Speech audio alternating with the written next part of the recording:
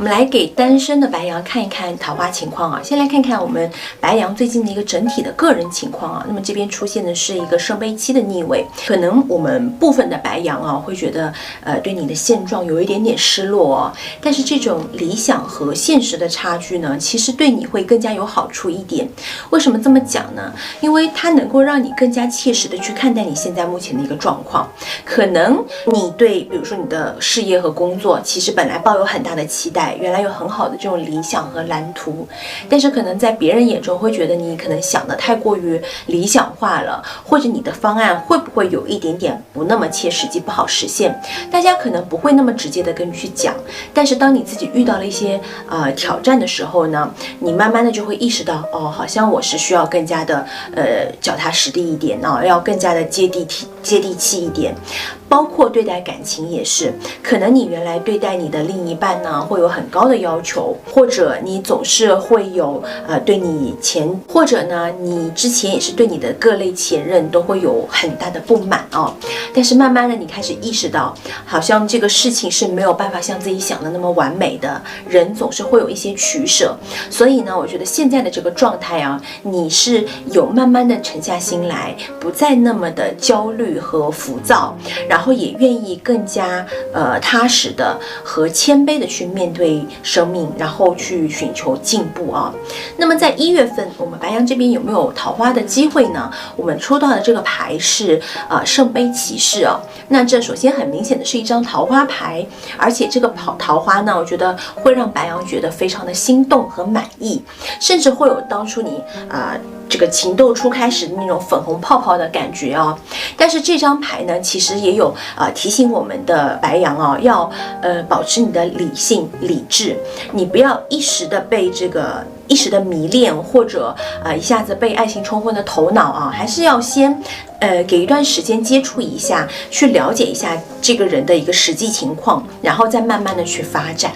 那我们接下来抽几张牌，看一看这个最有可能发展的对象，它是一个什么样的情况啊？那我们抽到的牌是星币9、宝剑4和权杖8啊。那么首先，我觉得他是一个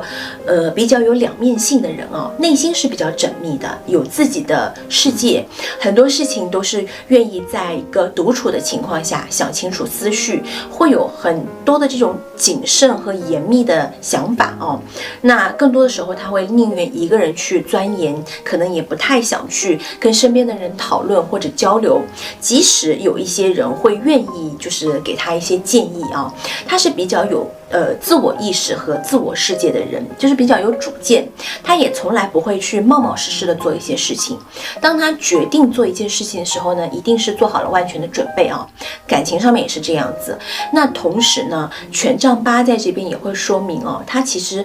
外表给人会是一个很活泼阳光，就是很有活力的这样的一个形象哦，所以比较容易招人喜欢，大家都会看到他是一个好像一直热热闹闹很阳光的样子，你就会觉得他很有魅力，然后做事情也是雷厉风行，很果决，常常就会被他所吸引。那我觉得这个人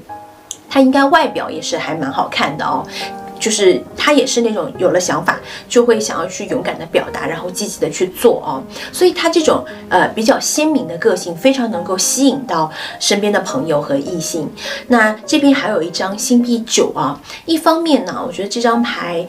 说明了他的个人的资质是还不错的，可能呢，比如说他的个性啊、经济条件，包括他的能力都很强，所以对于他而言，我觉得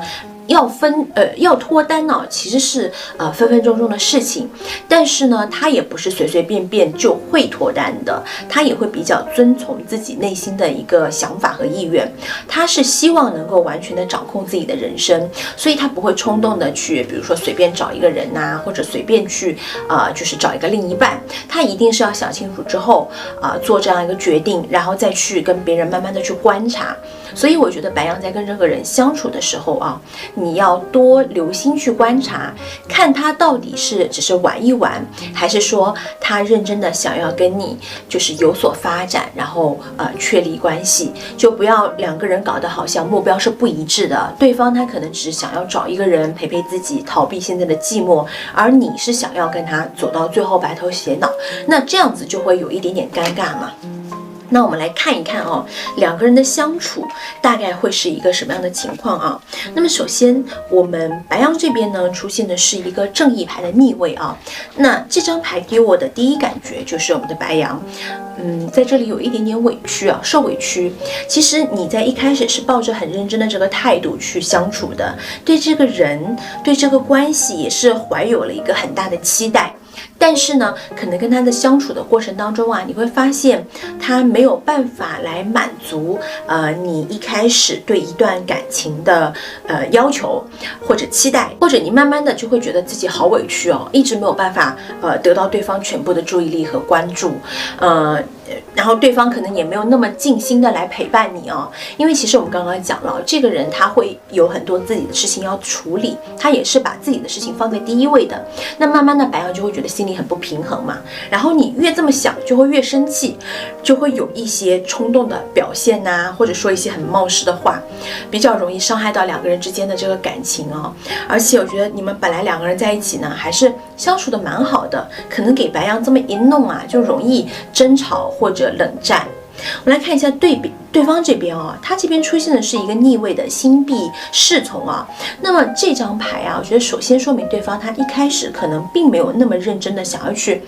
发展这个关系，或者说一定要跟我们白羊有一个结果哦。他确实在相处的过程当中也是很真心的在做朋友啊，交流和相处，但是他还没有那么样的确定和认定白羊，他可能还是有很多的这种心思啊，要放在自己身上，比如说去赚钱呐，拼事业、看世界，他没有想要在目前一个人身边去真的定下来。所以就像我刚刚讲的，他可能只是抱着试一试、看一看的态度来跟我们的白羊相处。那有的时候呢，可能对于我们白羊的这种热情和直接，他就会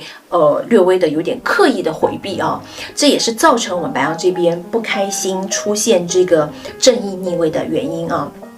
那么两个人的相处呢，这边出现的是一个逆位的圣杯四，我觉得是有一种